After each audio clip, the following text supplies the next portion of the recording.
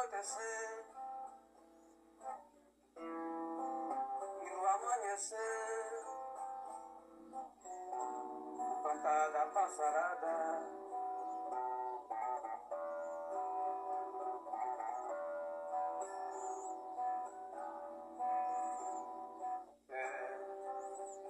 as verdes matas, tampouco que ainda resta.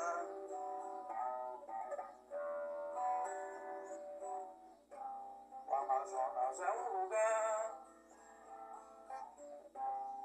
onde contemplar grande e rica floresta.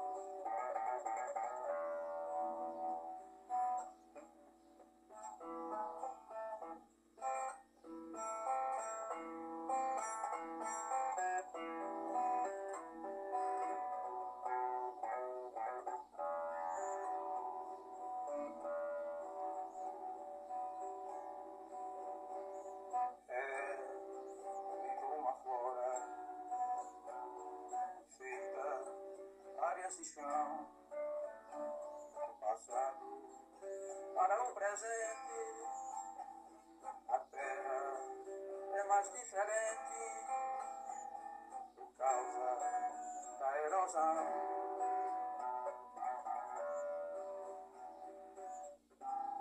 A erosão faz na terra estrago e rincões.